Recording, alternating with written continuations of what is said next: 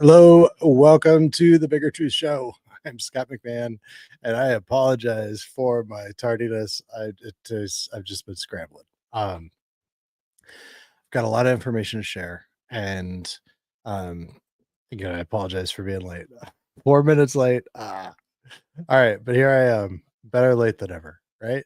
So, I am going to today's show. This is episode 40. Today's show is "Hang in there, Tina," which was a tweet that was posted over the weekend by Patrick Byrne, and it was. Let me just get right into that here. He says, "Hang in there, Tina," and then shares this story from the Gateway Pundit. Of course, actually, it's from JoeHoft.com, which is even worse. So, Gateway Pundit is run by Jim Hoft and Joe Hoft. They're twins. Joe Hoft is the propagandist brother that he really just writes straight up propaganda. And it's pretty his journalistic integrity is extremely low. And so he publishes all the stuff that isn't even good enough for for the Gateway Pundit. But this story was Tina Peters exclusive. I'm letting you know that if I die here, it wasn't by my own hand. I'm not depressed. And so I think that they are really running some serious ops on Tina Peters, and I'm concerned about her. And I don't think that her concern about herself and my concern about her are from the same places. I think that the people that she thinks that she's concerned about, um, are also the people that are kind of handling her. And so I'm going to get into this. I got to find, there's one other file here that I've got to load because it's important. There it is. Libertarian suit that the judge wouldn't hear it. No, wouldn't. So this is Tina Peters and Joe Altman. And I think this is just last week that this was broadcast, but I also believe that this was recorded just within a few days of the election, within a day or two of the election. I don't think that he was saying on the show when he broadcast this, he was saying that it was live, but I'm pretty sure, just listening to the context of it, that they were recording this, that this was recorded. And I hope it was, because she doesn't seem to know what's going on or what happened in the election. If this was just last week, almost a month after the election, about a month after the election, then that would be very concerning. But here we go. Here, we're wearing that stupid little mask too. Well, we know what that's all about. Well, here's the thing. Are we recording? Are we recording? Yes. Okay. Well, here's the thing with that. I think with Trump's win last night and the win in the Senate and the House, I believe these judges are going to think twice in this administration before they hand out these flagrantly, just partisan rulings. I mean, the weaponization of government has to stop. It has to stop, especially for whistleblowers. Well, we're going to have to go a different route to get you out. Okay. And that route is because it's a state crime. They wanted to make it difficult for President Trump to do something. So right now. Okay. So this is very concerning to me.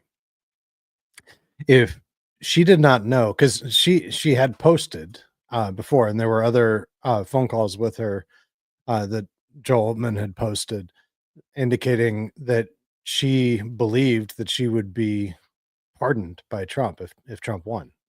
And but she can't be, because it's a state crime, which is so he's saying, we're gonna have to go a different route because this is a state crime. Did her attorneys that Patrick Byrne, they spent They claimed that they spent between the two of them between over $1.5 million on her attorneys. Did they not explain to her that she would be, that she couldn't be pardoned by Trump? And so, so the way that he's talking to her, to me, is a concern. This is not. This is not a, just. It feels to me as if Joe Altman is handling Tina Peters here. Is trying to. Let's just read on. We are in the process of doing something completely different on the Colorado side in order to seek indictments for Jenna Griswold, Polis, judges that are on the court. I'm going to be meeting with an actual whistleblower that will be able to gather information about the collusion within the judiciary. That'll include the what's his name, Rubenstein as well. So we're pretty confident, Tina, that we'll get you out. Okay, I can say that I don't think that any of that what he was just saying is anything that she should place her hope in as far as getting out of prison. I think that I don't see that, so an appeal, as I understand it, and as I've talked to some attorneys about it, an appeal can't bring in new information. Unless there's something that was blatantly disregarded. So I don't think that, there's a lot of hope for Tina on, they put her in prison, and I think she's going to be there. Unfortunately, she's going to be there for a while. She was sentenced for 9 years. Hi, Krista. It's good to see you. Glad you're here. So this is concerning to me that they're trying to build up this hope that we're going to get you out. And they are really working these angles, trying to keep Tina Peters listening to them and believing them and not believing the growing voices that are saying that Tina Peters was set up. And I've been saying this since her trial. And there are two parts that I highly recommend listening to that I'm not going to repeat myself. There's a lot of information that I shared in those first two episodes, and this was back in August during her trial. I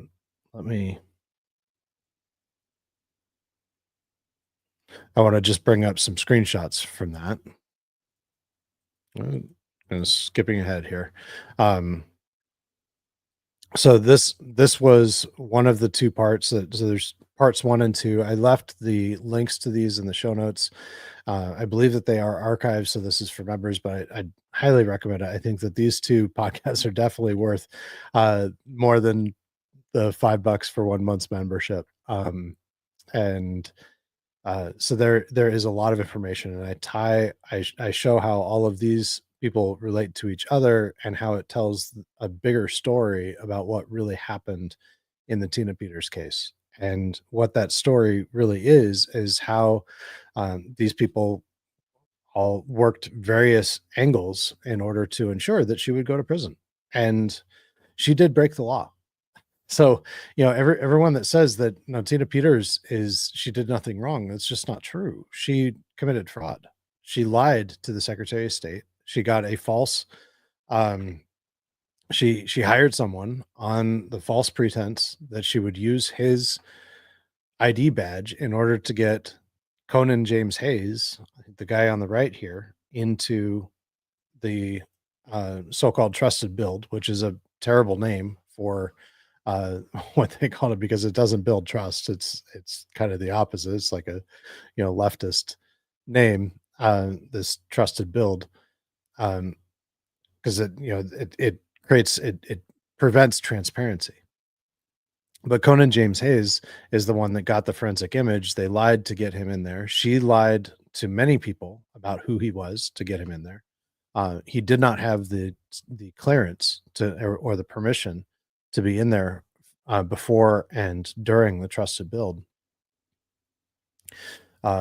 she could have done this in a way that would have kept her a free woman. And even had she wanted to get this forensic image, and that would have been just like Mark Cook, who's not on this image. I think he's on the next one. Yeah, Mark, he's on the left here next to Conan Hayes.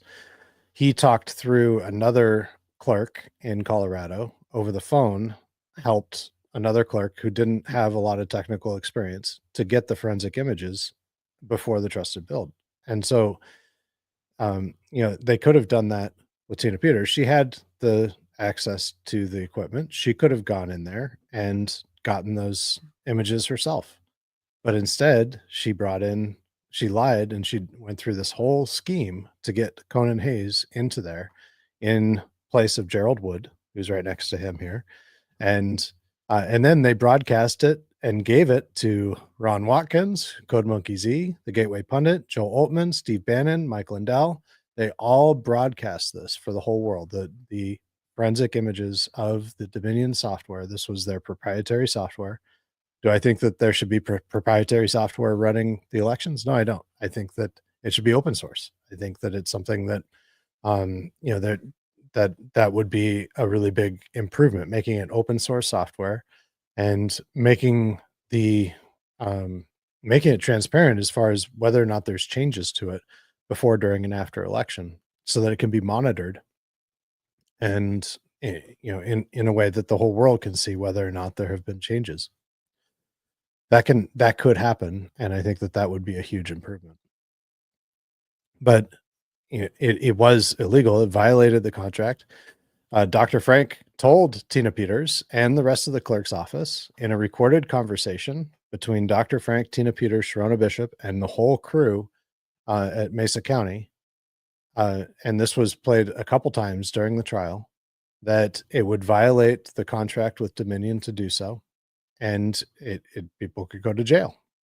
He told her. She knew that going to jail was a likely outcome of her doing the scheme that she was trying to do. And so had it not gone out to these people, Ron Watkins, the Gateway Pundit, Joel Altman, Steve Bannon, and Mike Lindell, and been the feature of Mike Lindell's Cyber Symposium, had it not gone out to them, then it would have been a different outcome. She would be a free woman right now. There are so many things that she could have done differently that would have kept her out of prison, but she didn't do them. I'm going to play this. This was sent to me today, and this is just a 1 or 2 minute excerpt of a speech that Tina Peters gave, and I think that this is really important. I'm going to tell you one more little tidbit, and then I'm going to get off the stage, because this is going to bring a lot of house down. But I believe that if you tell the truth, you never have to worry about what you said. The day that the man that came in to do the image on the Mesa County computer, I'd promised him I would protect his identity, because he had just brought down one of the biggest human trafficking rings in the United States, maybe the world. Okay, I do not believe that. I'd be happy to look at evidence that would persuade me otherwise. But what she's saying is that Conan Hayes, who was a surfer, he was a professional surfer, and then after his surfing career, once he kind of aged out of his professional surfing career, then he started a t-shirt business. He ran that for several years, and then he sold it to Billabong. And and he's living like the retired life, and he brought down the biggest human trafficking ring. I just don't believe it. There's nothing on his resume that shows that he is a cyber security expert like she claims that he is. And I think she's claiming that because that's what she was told. I don't think that she just made this up. I think she was told this and she believed it. And it's not, so the story is that he took down Backpage. Again, I'd be happy to say, okay, maybe he did if there was evidence that he actually did, but I have seen no such evidence linking Conan Hayes to that.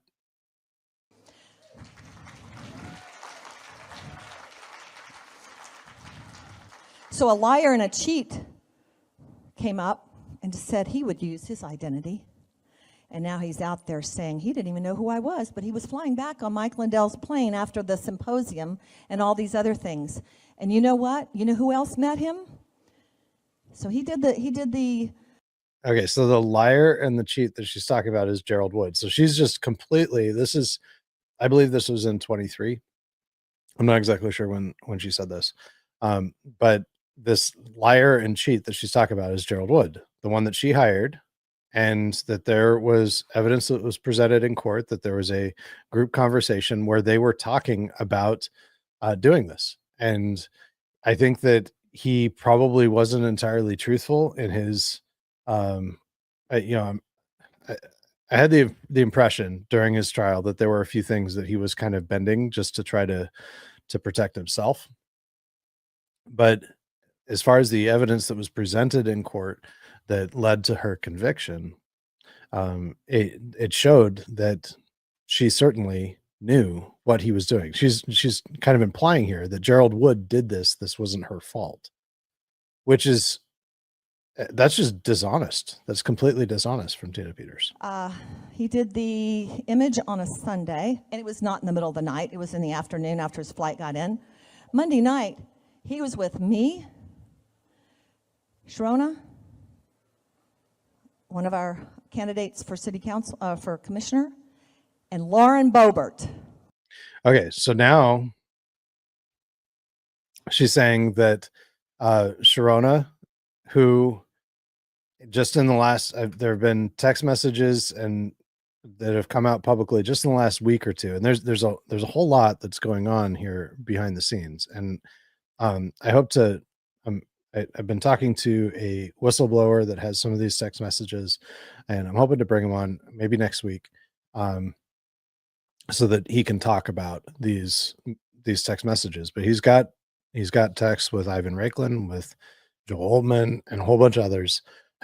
Ash Epp from Ash in America, who she's with We the People Media, I think it is, or Badlands Media, one of the two. But she has been a part of this whole thing. She's close with Capcom, and it's all part of the Flynn network that has been just obsessed with the Tina Peters story. Krista says, could she possibly have fallen into a psyop? I think absolutely. She fell into a psyop. I 100% believe that. And I think she was very much manipulated, and I think she believes a whole lot of things that aren't so. And she's done a lot of wrong. And, even here in this, I mean, she's calling Gerald Wood a liar and a cheat, I think was her words. And it's just not, and seeming to insinuate and, blame him for what she actually did. I mean, that's the kind of thing that a guilty person does. The person who knows that they're guilty and they're trying to cover for it. You're trying to cover lies with lies. Marie says, Flynn is a surfer too. Yes, he is. Maybe they've surfed together. All right. So this is interesting. So that, let me just replay this here. Sharona. Oh, let me go back a little further. One of him. So he did the image on a Sunday, and it was not in the middle of the night. It was in the afternoon after his flight got in. Okay, so this is Conan Hayes. Did the image on a Sunday after his flight got in. Monday night, he was with me, Sharona, one of our candidates for city council, for commissioner, and Lauren Boebert. No, don't clap for her. Okay. Do not clap for her. Oh, wow. So you can just hear like there's contempt in her voice towards Lauren Boebert. And so the morning or the night after, CanCon is very closely associated with the Hoffs and the Gateway Pundit, and so the question, Melanie, is CanCon part of Flynn? And I think that they're part of the network, and that doesn't mean that he actually takes orders for Flynn or anything else, but it's all part of the same influence network. And yes, I do definitely believe that he is part of that because he runs the same narratives, especially around this whole Tina Peters thing. And that's what I'm trying to address here. I think I did a very thorough job with those first two episodes on, and I don't want to kind of rehash what I did during the trial. But yeah, there's a lot there. What Tina Peters is presenting and what everybody's presenting around her, and there's this monolithic view that Tina Peters did nothing wrong.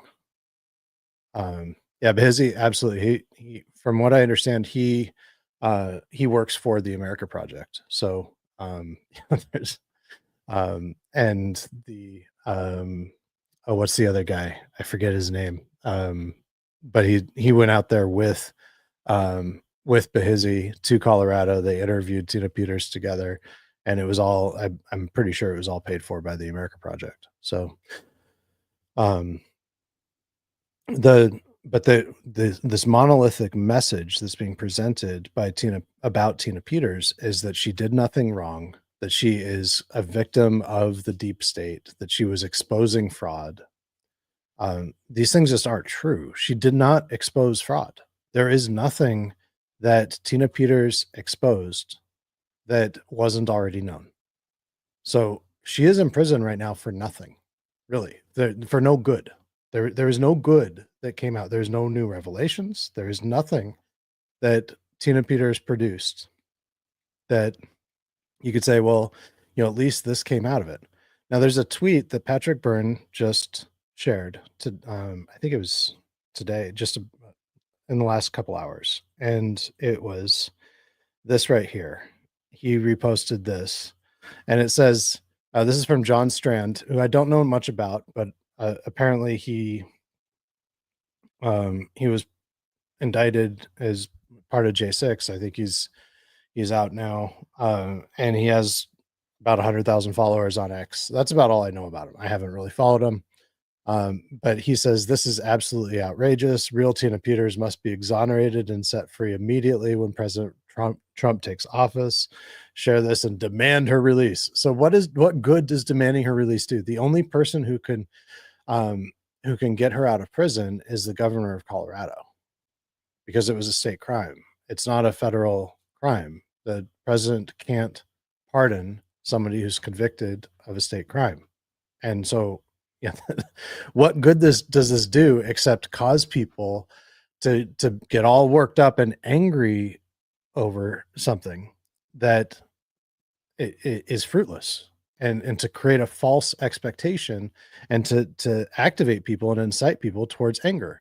And that's a huge part of what they're trying to accomplish. This is exactly what they're trying to accomplish before the election. In the event that Trump lost, I believe 100% that they were trying to incite a nationwide rebellion, like a second American Revolution. Sun Tzu just posted over the weekend. He said, I'm paraphrasing, I don't see how anybody could go to a wedding or a party and act like everything's fine when the world's about to end. Like, what? Trump is about to be inaugurated. Things are about to get a lot better, and they're talking about the world ending. Like, what in the world? This is the psyop, right? Melanie says, I haven't watched your videos on the trial. And yeah, I highly recommend it. I think that's actually some of the better work that I've done, is those two podcasts. There is a lot there. So if you haven't watched those, I highly recommend them. I did put the links. I'll put them on X. I put them in the show notes for the other platforms. So I'll repost those on X and on my Substack. So highly recommend watching those two for a much deeper understanding of what really happened in the Tina Peters trial and how exactly she was set up, and ultimately that she was set up by Patrick Byrne, by the ones paying her legal fees, Patrick Byrne and Mike Lindell. And I believe that her attorneys were representing them more than they were her. And one of her primary attorneys was Dan Hartman here from Michigan. And that's the reason why I started looking at all this, because Dan Hartman is, just to put it nicely, he's not a very good attorney. And he has a very poor track record. He's not somebody that you would want on your side if you want to win. So I want to go into this tweet right here from John Strand. So he's saying, and he's saying Tina Peters backing up the elections data before they wiped the systems gave the public a rare opportunity to analyze before and after the tampering. And it shows clear and deliberate manipulation of the voting systems. Okay, so this is something, this sounds like, oh wow, this is really good that this happened. But there's a lot of problems with this. This is just, they're giving a sliver of the actual information of the story and saying that that's the whole story. This is not the whole story, what John Strand is sharing here. I don't know if he's doing this because he's directed to. I don't know why he's doing this. It's clear that Patrick Byrne is sharing it. Is he getting paid in some way to do this? I don't know. But this is not the whole story. So let me tell you just some additional pieces of the story that are very important to understand in order to see that, okay, this isn't exactly what they're telling us here. So first, we already had forensic images, and that was Conan Hayes' role. He was part of ASOG, which is Allied Special Operations Group. ASOG was working direct. It was headed by Russell Ramsland and Phil Waldron. They were working hand in hand with Patrick Byrne and Mike Flynn after the 2020 election, immediately after the 2020 election. And there was Josh Merritt, there was Phil Waldron, Jim Penrose, Conan Hayes, Todd Sanders. These were also the same people that went out to Antrim County the day after Matt DePerno got the real only legal victory in that whole time, which was getting a judge's permission to get those forensic images. And so the judge actually granted that discovery. And that's the only legal victory that we've had. And that, by the way, is the legal way to do this. You get a judge to grant you the opportunity to do that.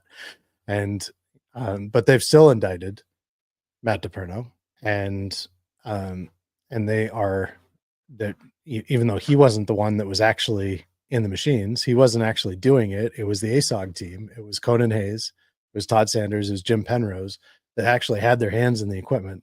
They're the ones that did what Matt DePerno has been indicted for. And yet, they indicted Matt DePerno, and to my understanding, they haven't even questioned those people. Just like nobody brought Conan Hayes to the trial in Tina Peters' trial. It didn't make any sense. He's the one that actually got the forensic images. Why wouldn't you even take him to the stand? Why wouldn't he be, if he was getting these and sharing it, why wouldn't he be indicted? Why wasn't Sharona Bishop indicted?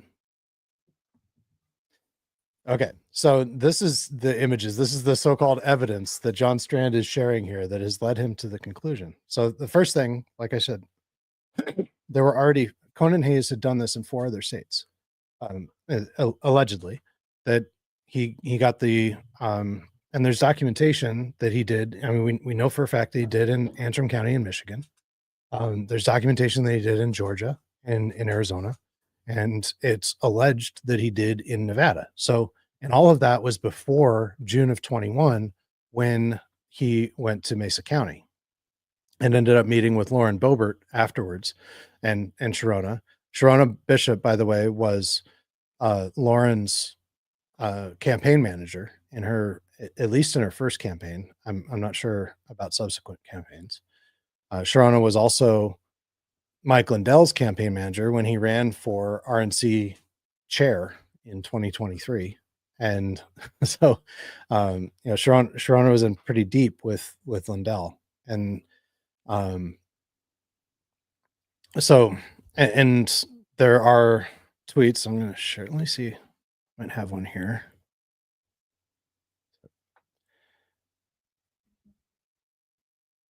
Give me just a moment. Okay. Where are you? Okay.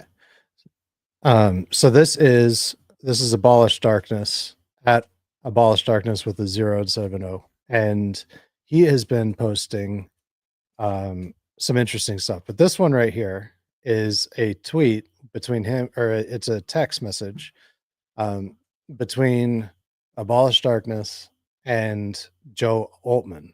And in it, Joe Altman says Sharona is a Fed. He says, I'm working with Tina's team. And this was on December 8th. So this is just last week, a week ago Sunday. He says, I'm working with Tina's team. No idea what you're talking about. I talk to Tina literally 3 times a week. So he's talking to Tina 3 times a week, even as she's in jail. And at the sentencing, she opted to serve the first, because there were multiple different crimes that she was convicted of. And a couple of them had the option of serving in the county jail instead of in state prison. And so she's still in her jail part of her sentence, I think for a short period of time. I think it was like 3 or 4 months, maybe 6 months tops. It wasn't long that she was going to be able to be in jail. And I think she has more rights while she's in jail to do, phone calls and, to do these podcasts and stuff. So I think that that's probably likely to be diminished when she gets to prison, but that we will see. So here's Joel Altman saying that Sharona is a Fed. Now, that doesn't necessarily prove that Sharona is a Fed, but there's more.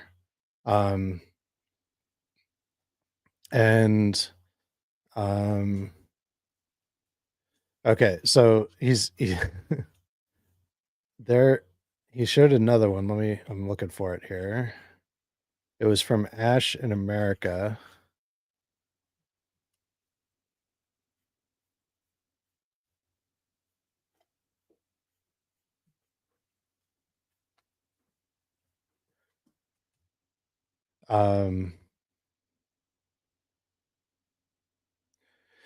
Okay. So he talked, this is a different conversation that he had with, or same conversation, just a different part of it, where he was talking to Joel Altman and said that he asked if she still talks to Tori, and he says yes, that he does.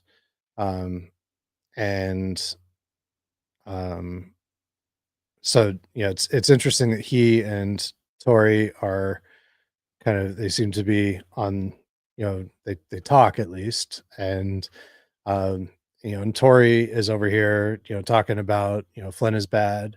And Joel Altman is over here, pushing all the Flynn narratives. And so, they talk with each other.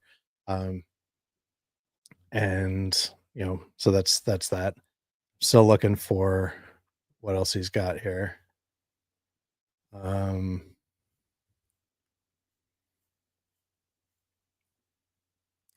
And there are a lot more. I've seen some of them. He's in the process. This Abolish Darkness.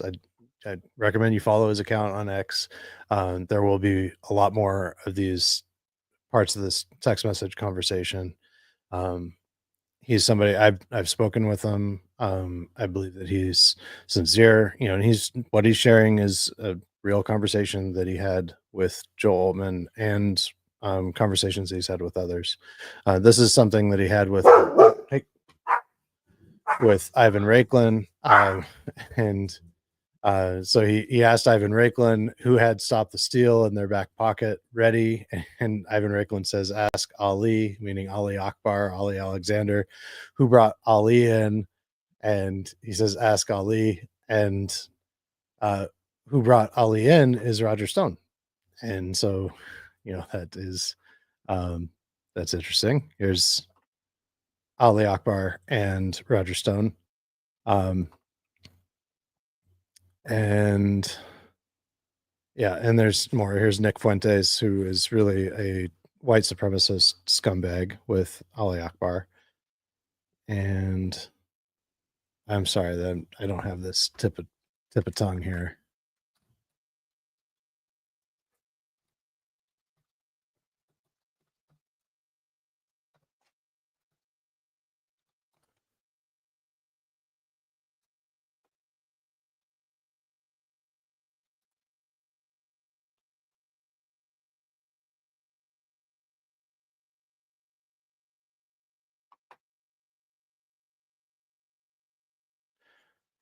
Okay. Well, there was another one. I'll just tell you what it said.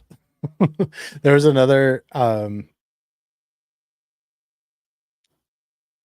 there was another tweet or text from Ash in America that said that everybody in Lindell's orbit was a Fed. And so you've got that Tory, and he's also got a tweet from Tory saying that David Clement is a Fed. and and they were admitting in trial, Dan Hartman, who was one of Tina's attorneys, admitted that Conan Hayes was a Fed. And the judge didn't like the jury hearing that. And so the judge was trying to keep that information away from the jury, which didn't, created reasonable suspicions towards the judge, I think. But, I think that the judge didn't have bad reasons for that.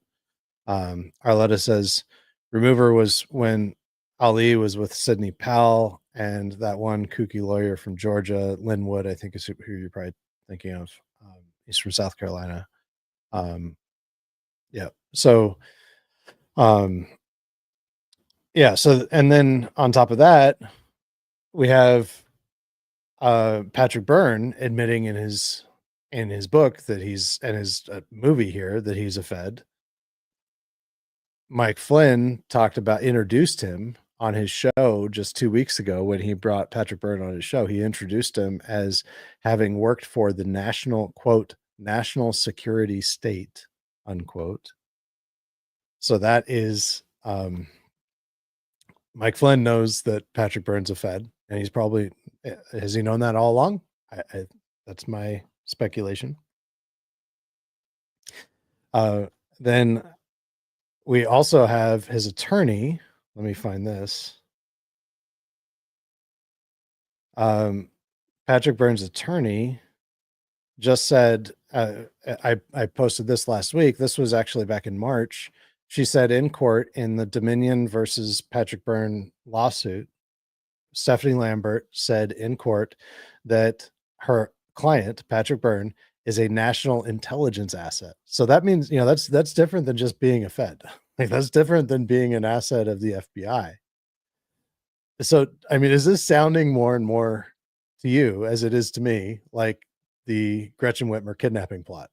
That I think that so much when we look at, excuse me, when we look at this whole thing, all of these, how many of these people are Feds? How many of them are actually working for either the FBI or the intelligence community or the military? How many of them are working? So we got Conan Hayes, that, I mean, they all say that he is. We've got, so Robert Patrick Lewis, back then, he ran 1AP, First Amendment Praetorian, which was a federal contractor providing as a private security federal contractor. We've got Sharona Bishop, according to Joe Altman, is a Fed. We've got, according to Ash in America, everybody in Mike Lindell's orbit is a Fed. Patrick Byrne has admitted to being a Fed. Patrick Byrne sent Dr. Frank to try to convince Tina Peters to bring Gerald Wood in, to hire Gerald Wood to bring in another guy that was actually brought in by, right here, Kurt Olson, right next to Tina's, to our right of Tina Peters. He's the one that according to the trial, what was the information that was presented in trial, he actually brought in Conan Hayes. And Conan Hayes, or Kurt Olson, is closely, there's many connections between him and Flynn and between him and Patrick Byrne. And Dr. Frank said, I have a guy that could do this. He said to Tina Peters, it would be a real feather in your cap if you could get somebody in there to get this forensic image. But he also said in that same recorded conversation that was presented in trial that he wouldn't do it because it would violate the contract with Dominion and may violate state laws. He didn't want to go to jail. Dr. Frank didn't.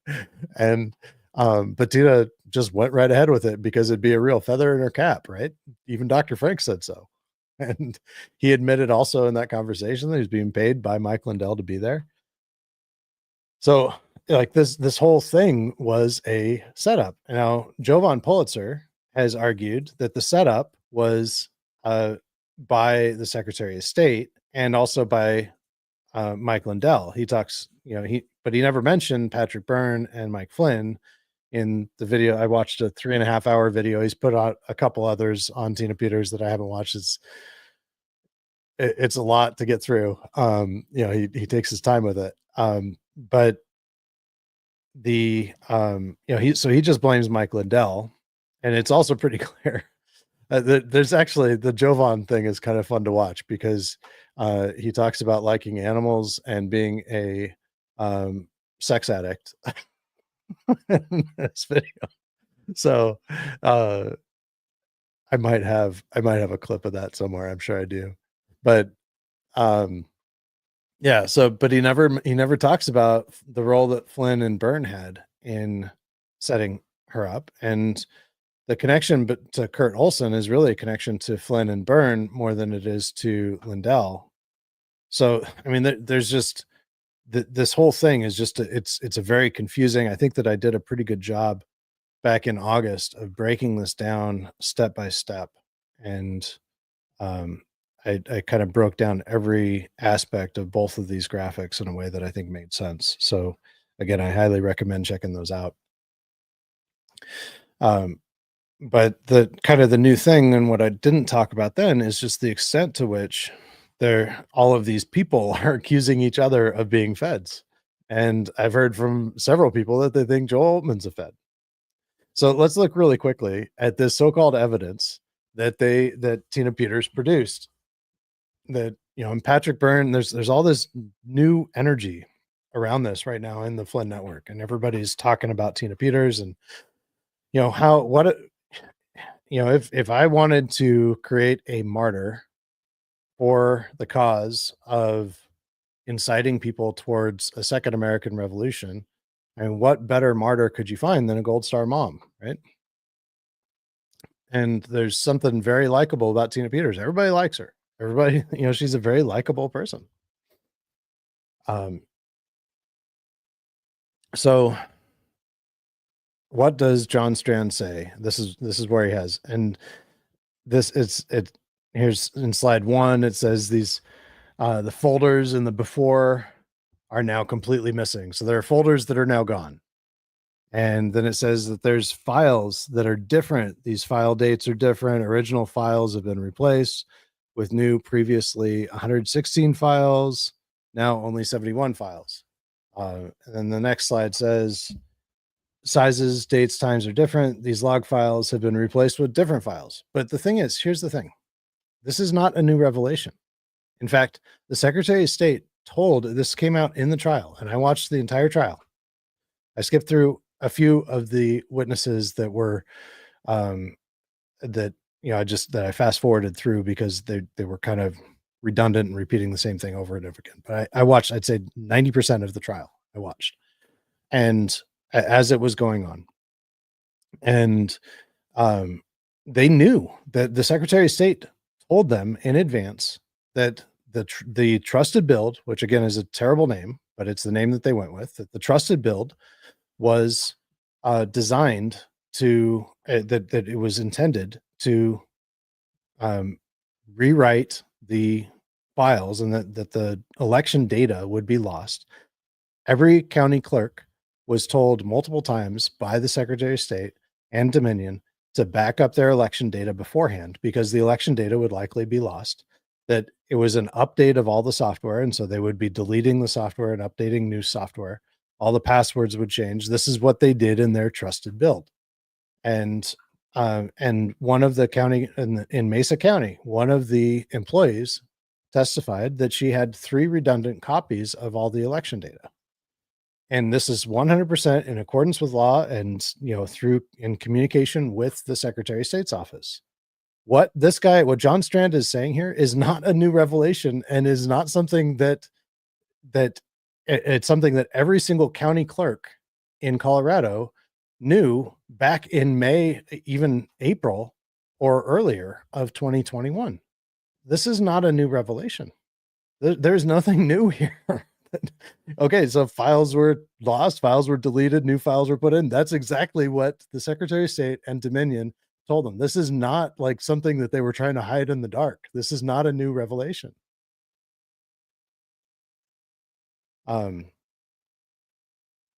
So I think something is wrong here with everyone did to her. Yeah, I mean, I think and there's, it's way past the corrupt judge. How many people set her up? Yeah. And so I actually, in watching the trial, I did not find the judge to be that unfair. I think that did the judge have some bias going into it? Yes, the judge had some bias going into it because the trial didn't just start. It's not like when the trial started in August that there was no history going into it. In fact, there was a ton of history. Stephanie Lambert, for example, they were trying to introduce evidence, as what they called evidence. It was very clear that the entire trial, they were trying to make the trial not about what Tina Peters actually did and the laws that she actually broke, which she did. She's in prison because she broke laws. She's not in prison because they just don't like that a clerk is trying to be do what they think that a clerk needs to do. No, she broke laws. She committed fraud, and is a simple way to put it. And I think she was convicted on 7 out of 9 different counts. And the ones that she was not convicted of, just from watching the trial, it was pretty clear that she wouldn't be convicted of this. I think that the judge did a pretty good job of trying to keep the trial focused on, did she actually commit these crimes or not? And what Burns and Lindell's attorneys were trying to do was make this into a show trial about election fraud. The judge was very cognizant of that and didn't want it to become that. And I can understand why the judge didn't want that, because I mean, that's not what this trial was about. The trial was about whether or not Tina Peters was guilty of the crimes that she was convicted that she was indicted of. And but because of thanks to the Flynn Network, all of us on the right, that largely we don't get our news from, the CNNs and the NBCs, the New York Times of the world, especially on issues relating to election integrity. And I understand that because I don't get I don't like reading about how everybody that believes that there's probably election fraud is an election denier. It's not, nobody likes reading that about themselves. But it's something that we've been programmed to have such strong feelings over.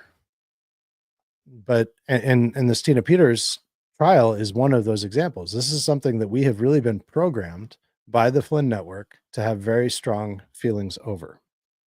And this belief that Tina Peters did nothing wrong, it's just not true. It's just not true. There was another county clerk in Colorado that got a forensic image of the software, the same exact thing. He did so himself with the help of Mark Cook over the phone. It's public information. There are stories about that. And he didn't share it with Code Monkey Z and Mike Lindell and the Gateway Pundit and broadcast it all over the whole world. And because of those things, because he did it himself, he didn't broadcast it around the whole world, he's still a free man. He was never indicted because he truly did nothing wrong.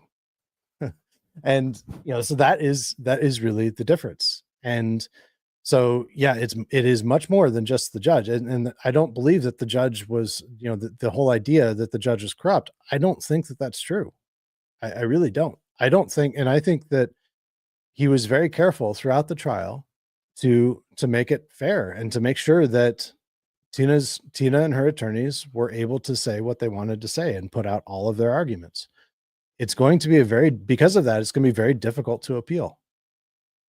And, I think that the only thing that maybe she could appeal, and I'm not an attorney, but maybe they can appeal the sentencing.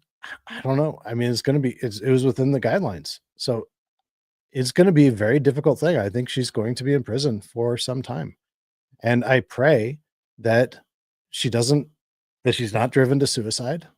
I pray that nobody does anything to her, and that she lives to, to see freedom again. And I also pray that she gets some distance from the people like Joe Altman. They're really handling her and continuing to feed her with all of these lies and to keep her under their control. Because what they really don't want is Tina Peters to wake up to what they've actually done to her, to do a new appeal based on what I was arguing during the trial. The only way that she could avoid going to prison is if she would bring Mike Lindell, Patrick Byrne to the stand, and Sharona to the stand as hostile witnesses, and show how she was set up by them. Now, there's what Jovan has been arguing is that that she was set up by the Secretary of State, by the left, by the cabal, on the left, and to some extent by Mike Lindell. But he's saying that the reason why she was set up was to make an example to other clerks around the country going into the election, that they could not challenge the election results. And maybe there's some truth to that. I don't know. It ended up becoming moot because Trump ran the greatest political campaign in human history. But I think that the real reason is because they wanted a martyr. They wanted a martyr to be able to manipulate people to the point of engaging in a second American Revolution. Looking at the narratives that they have been producing over the last year, especially leading up to the election, looking at what Ivan Raiklin has been talking about with, deputizing citizens and getting them out there to do these live stream swatting raids using the precedent that's already been set by the left on people like Ashley Babbitt. I mean, that is really a veiled call for citizens to get out and murder public officials. Looking at what I reported on Millersville, Tennessee, and if you haven't read it, I'll post a link in episode 6. It was the write up there on. I talked to the police chief. I talked to several other people involved, and really looked at what was going on there with Mark Fincham and Craig Sawyer in Millersville, Tennessee, setting up the assistant police chief there in the exact same way that Tina Peters was set up here. And with Mark Fincham, in response to that, just the week after he made this very public launch that got a whole lot of publicity, Mike Flynn agreed to do a series of fundraising events for Mark Fincham before the election that ended up getting canceled later, but he's still there. It appeared to me, based on the timing, that was really a financial reward to Mark Fincham. Prove that she's in prison. Well, I just shared a video of her in prison. She's in prison, and she's been convicted. She is in prison. Selected. I'm not sure what you mean by selective information gathering. So her poor mom is ill, and Tina will never see her again. And yeah, and that's the case. But it's terrible. It's terrible that she's in prison. I think it's terrible. But it's like, one of the lessons with January 6th is you don't go in the Capitol when there's a bunch of angry people and the police are spraying tear gas and there's rubber bullets flying and people are acting crazy, even if the police are holding the door open for you. And that's one of the lessons, is to recognize where there might be trouble and recognize where we might be being set up and where we're being misled. And that is, Tina Peters has not recognized that. She has been led into this. She has been set up.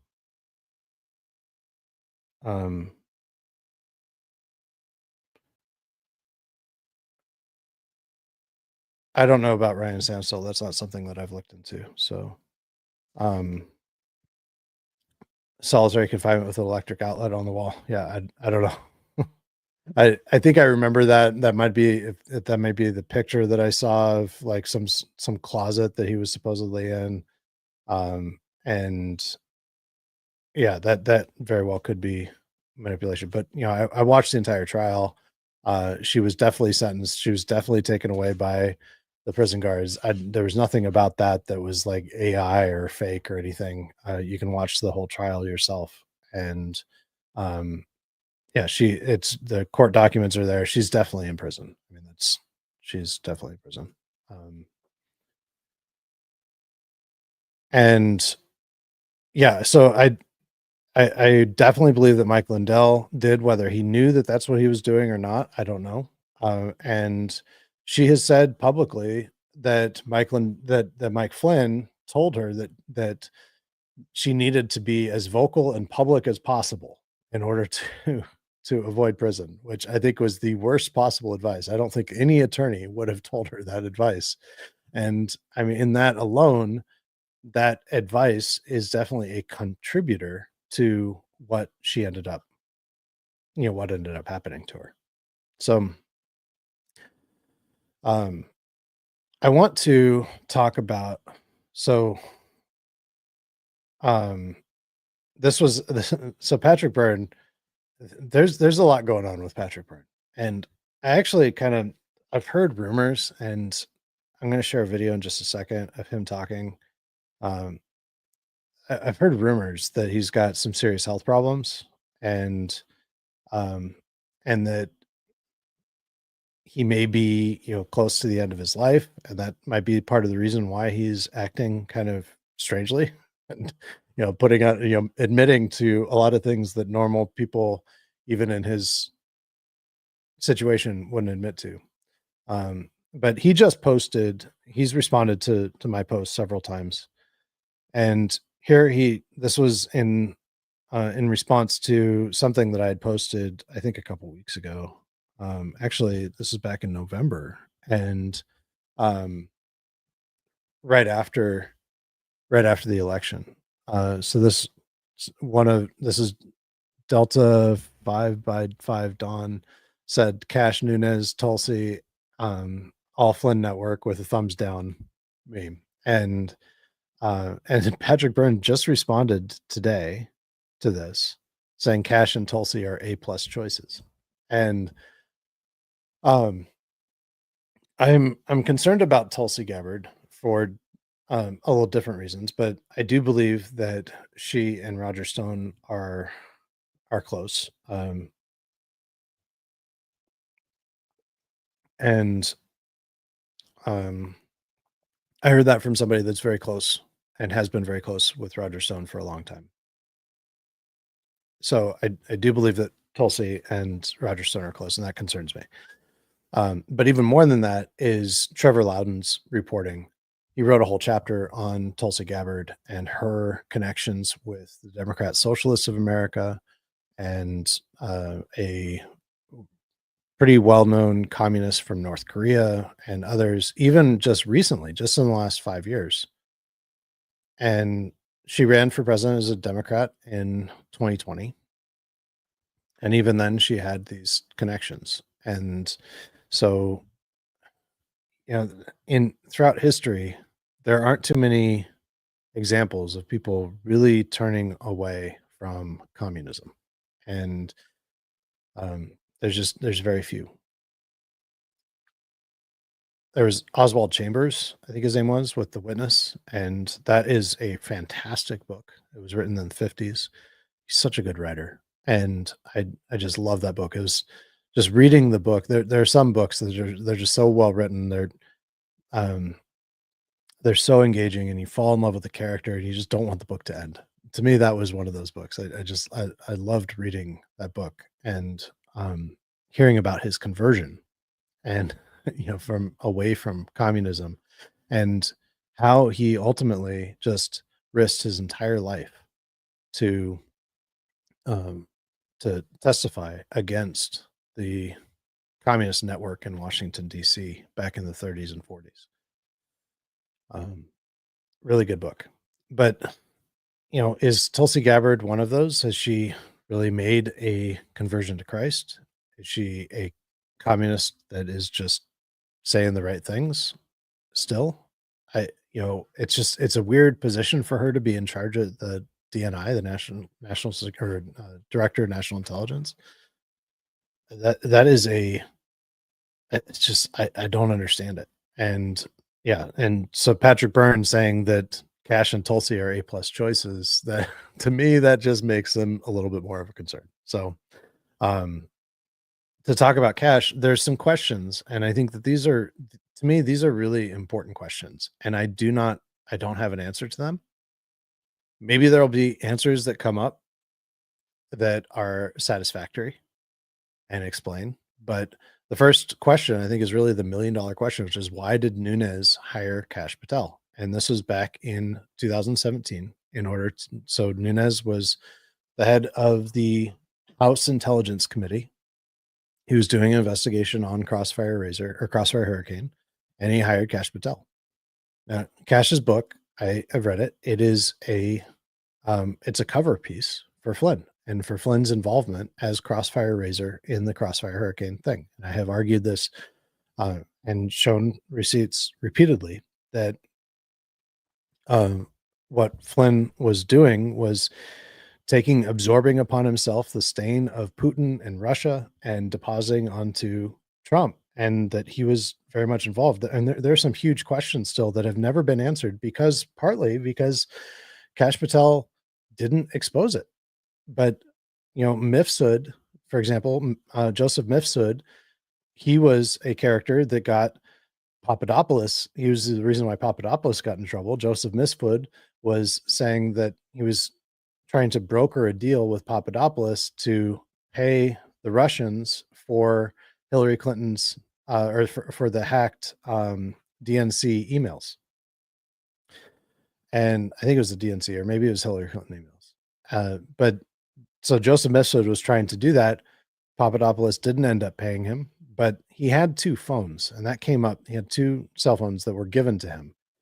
That came up in the trial. That was something that Sidney Powell had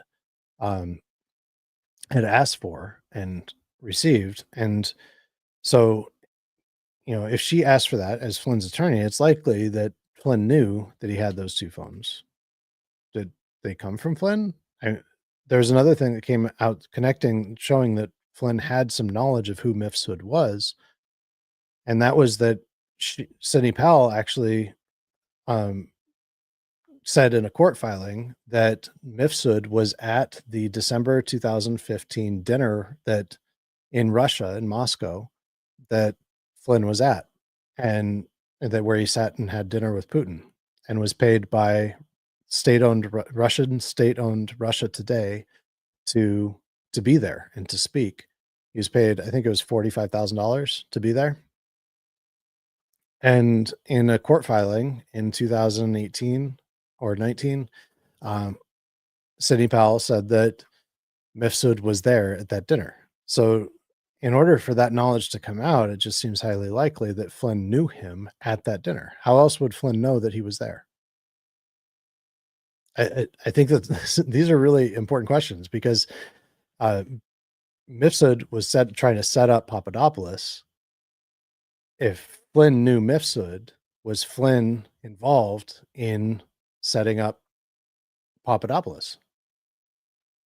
Did Flynn give him those funds? Where did those funds come from? That information has never been revealed. So I just wonder, why did Nunes hire Cash Patel? And one question, one possible answer, and maybe this will be disproven, but one possible answer is that Nunes, being on the House Intelligence Committee, had received that he had been briefed on Crossfire Hurricane during Trump's campaign. And did he have information about it? Did he know about it? Was he complicit in it? Was Nunes complicit in it? Was he given a directive to protect Flynn? Was he given a directive to hire Cash? Was Cash given a directive to cover for Flynn? Knowing that Flynn ultimately would become a figurehead within, whether he knew that or not, it may have been given that directive by people who knew that there were these plans for Flynn. The plan to invade and try to take over state Republican parties. The plan to run a competing campaign for a shadow campaign against Trump. The plan to potentially take over the 2024 national convention in the absence of Trump, if something had happened to Trump. Were those things pre-planned and pre-scripted? And is that why Kash was covering for Flynn? I wouldn't suggest that Kash knew that those things were going to happen, but there is a reason why his book is a piece of revisionist history that writes out Crossfire Razor from the Crossfire Hurricane story in Government Gangsters. And there's more to it too. And so one of those things would be, and the second question here is, did Kash have any knowledge of or participation in Crossfire Razor in 2016? So Kash Patel, from 2014 to 2017, he worked for Obama's DOJ. He was a special counsel within Obama's DOJ. My gut feeling on the second question is probably not, but he may have. And if he did, that would be a huge bombshell. That would be extraordinary. If he had any knowledge or participation in Crossfire Razor or Crossfire Hurricane in 2016, and then he's going back and investigating it, that would be a big deal. That would be a real big deal. So I just want to put those questions out there, and I am working on it, and some other people are working on it, and there are documents that are redacted and that may shed some light on that. And so I'm working some different angles to try to get them unredacted. And I actually asked the court to unredact them. I haven't had a response yet, so we will see. And I'm trying some other angles too. So, and perhaps it was all above board. Maybe it was just he thought that Flynn was on Trump's side and he didn't want to hurt Trump. Maybe that's all it was. I don't know. There's so much that we don't know, and that's part of the problem, right? I really would be much more comfortable with Kash if he just came out and explained why he was covering for Flynn, why he wrote chapter 12 of Government Gangsters, which is just a full-on revisionist history. Flynn is an American hero, and it's terrible what they did to him, and he was just persecuted, and completely glossing over his lies to Pence and the FBI, his lie by omission to Trump, not telling him anything about his communication with the Russian ambassador Kislyak, which actually contradicted the then president's foreign policy with Obama. There's a lot of problematic stuff when we look at Flynn's involvement in Crossfire Hurricane, and it needs to be answered and resolved. Trump he asked Flynn to resign after just 23 days for cause. And remember, he was still a registered Democrat all the way through until 2021. So there's a lot more there. And I thought that it was important to bring that up. So that is most of the material. And I've just got, I kind of feel, I hope that this was at least reasonably clear. But I do want to share, I'm going to kind of close with this right here. And this is Patrick Byrne. And I think you can kind of see in his face that he's got some health issues. So, but and this is something that I think this is another psyop that is being waged upon us, that they're trying to get all J6 people released, not just some of them. Trump has said repeatedly that, there are some that did legitimate wrong, and there are others that have been wrongfully persecuted, and we need to figure out which is which. And I think that's a very reasonable approach. But the Flynn Network is all in on this. Let them all go. We got to let them all go. And I think part of the reason for that is that there are some of their own that are within there that were very much involved in wrongdoing, and they're trying to get everybody out. Hello, Team Freedom. Patrick here. I'm just letting you know I fully support the J6 people being pardoned on day one, on January 20th. I think Donald Trump should finish his speech, be sworn in, finish his speech, and then sign something that pardons the J6 people. They're heroes. It's completely clear the election was rigged. President Trump knows that. It may take some days or weeks for it to work through all the normal processes, but we have all the evidence. The new people taking charge have all the evidence. They know all those people were in the right. Everyone who protested on J6 at the Capitol were in the right. Now, were they in the right if they got it? That is just not a true statement. It's just Jake Lang was swinging a baseball bat at police officers. I mean, and now he's out. Why is Jake Lang out? Like, Ray Epps was not in the right as he was telling people, like, leading the charge to get into the building, even on January 5th. He was not in the right. By the way, I showed last week, if this is the first one you're listening to, I showed last week, I think it was last week, that Ray Epps, it was in the FAFO. So, and that there's a lot to that episode. So definitely, if you haven't seen it, I would, there's a lot of information there. But I talked about how Ray Epps actually has a very close mutual friend with Tim Ballard, also with a guy named by the name of Sean Wilson, which connects to other of these operatives like Craig Sawyer and others that they all know each other. And Ray Epps is actually a part of that. And yeah, it's a mess. And some fights with cops and such, that's a different question. But at this point, even for them, I say time served. Time served. You know, people pull a gun on a cop on the side of a road, and they'll do 1.5 years in prison for that.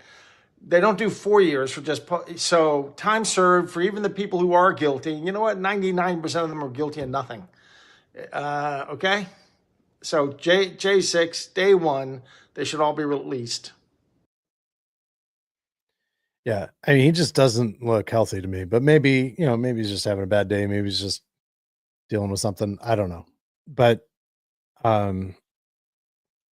Arletta says Tim Ballard, another scam artist for sure.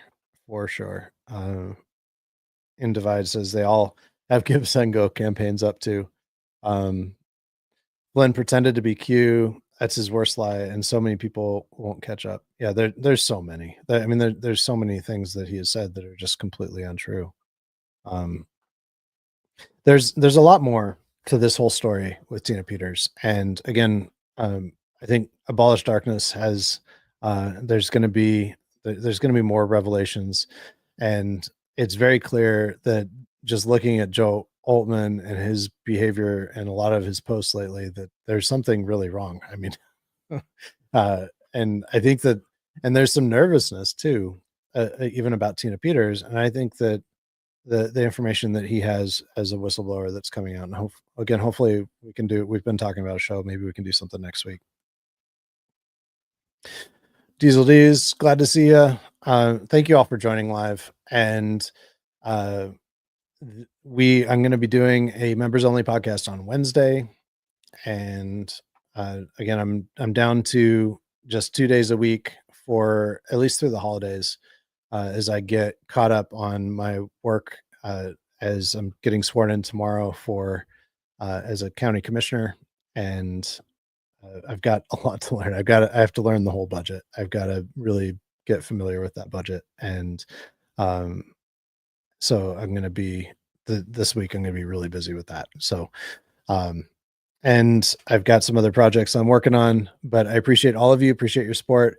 My biggertruthmedia.com is my Substack. And that is a way that you can support my work and also get access to, I really do have, there's a lot of very relevant, pertinent information and research that is in the archives of my Substack, whether it's about state GOPs and the infiltration into state GOPs, Tina Peters, Millersville, Tennessee, and what happened there, I have been looking at some of the biggest stories within the Flynn Network over the last year and covering them in a way that I haven't seen covered anywhere else. So I think that there's a lot of value there, and I've had a lot of awesome guests on my show over the last 8 months. So there's a lot of material, and so if me scaling back a couple days a week could possibly provide you with more time opportunity to engage with that material. So I would appreciate your support, $5 a month. And until Wednesday, I will see you then. And next week, we'll be doing this every Monday going forward. So thank you very much.